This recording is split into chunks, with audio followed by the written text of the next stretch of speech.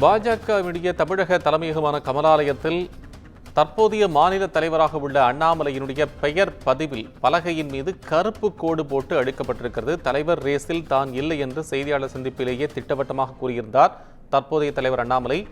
புதிய தலைவரை தேர்வு செய்வதற்காகவும் அதனுடைய நடைமுறைகள், கூட்டணி கட்சிகளுடைய தொடர்பான விவரங்களை பேசுவதற்காகவும் மத்திய உள்துறை அமைச்சர் அமித்ஷா சென்னையில் முகாமிட்டிருக்கிறார். தற்போது அவர் பலகட்ட ஆலோசனை ஈடுபட்டு வரக்கூடிய சூழ்நிலையில் அடுத்த தலைவராக நயினார் நாகேந்திரன் தேர்வு செய்யப்பட்டிருப்பதாக தகவல்கள் வந்து கொண்டிருக்கின்றன.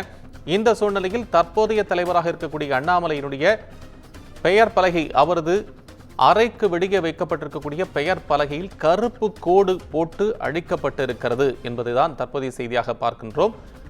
சென்னை கமலாலயத்தில் உள்ள அண்ணாமலை மாநில தலைவர் என்ற பெயர் பலகையின் மீது கருப்பு கோடு போட்டு அழிக்கப்பட்டிருக்கிறது. பெயர் பலகை நீக்கப்படுகிறது என்கின்ற தகவல்கள் சொல்லப்பட்டாலும் கூட அப்படியே நீக்கப்பட்டிருக்கலாம். அதற்கு எதற்காக கருப்பு கோடு போட வேண்டும் என்றும் ஒரு சாரார் அண்ணாமலை இதனுடைய அபிமானிகள் கேள்வி எழுப்பி வருகிறார்கள். இந்த சூழ்நிலையில் தலைவர் ரேஸில் தான் இல்லை, அவர் தற்போது இமயமலைக்கு செல்ல இருப்பதாகவும் செய்திகள் புதிதாக வந்து கொண்டிருக்கக்கூடிய நிலையில் புதிய தலைவராக பொறுப்பேற்கக்கூடியவர் யார்?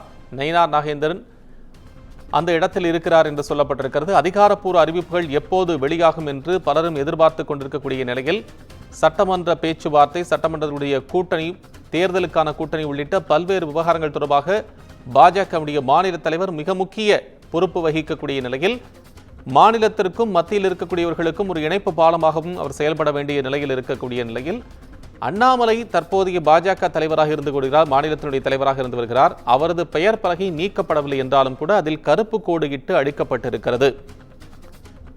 அதனால் அவரது அபிமானிகள், ஆதரவாளர்கள், அண்ணாமலையினுடைய ஆதரவாளர்கள் அதில் மன கசப்புடன், மன வருத்தத்துடன் காணப்படுவதாகவும் தகவல்கள் வந்து கொண்டிருக்கின்றன. புதிய தலைவராக நியமிக்கப்படுபவர் வரை, அந்த பொறுப்பை முழுமையாக ஒப்படைக்கும் வரை தற்போதைய தலைவராக இருக்கக்கூடியவரே அந்த பொறுப்பில் இருப்பார். முழுவதுமாக அந்த பொறுப்பை வகிக்கக்கூடியவருக்கு அந்த பொறுப்பை டிரான்ஸ்ஃபர் செய்யும் வரை அவரை அந்த பொறுப்பில் இருப்பார் என்பது தெரிந்த விஷயம். இது நியமனம், இதுதான் நடைமுறை என்பதையும் பார்க்கின்றோம். இந்த சூழ்நிலையில் அண்ணாமலையின் பெயர் பலகை மீது கருப்பு கோடு போடப்பட்டிருப்பது, பெயர் பலகை நீக்கியிருந்திருக்கலாம் புதிய தலைவர் வரும்போது என்றெல்லாம் கூட அவரது ஆதரவாளர்கள் கருத்துக்களை பதிவிட்டு வருகிறார்கள். எனினும் பாஜக தமிழக தலைவராக நயினார் நாகேந்திரன் தேர்ந்தெடுக்கப்பட இருப்பதாக கூறப்படக்கூடிய நிலையில் அண்ணாமலை, தற்போதைய தலைவராக கூடிய அண்ணாமலையின் அவரது அறைக்கு வெளியே, கமலாலயத்தில் இருக்கக்கூடிய அவரது அறைக்கு வெளியே வைக்கப்பட்டிருக்கக்கூடிய பெயர் பலகையில் கருப்பு கோடு இட்டு அளிக்கப்பட்டிருக்கிறது.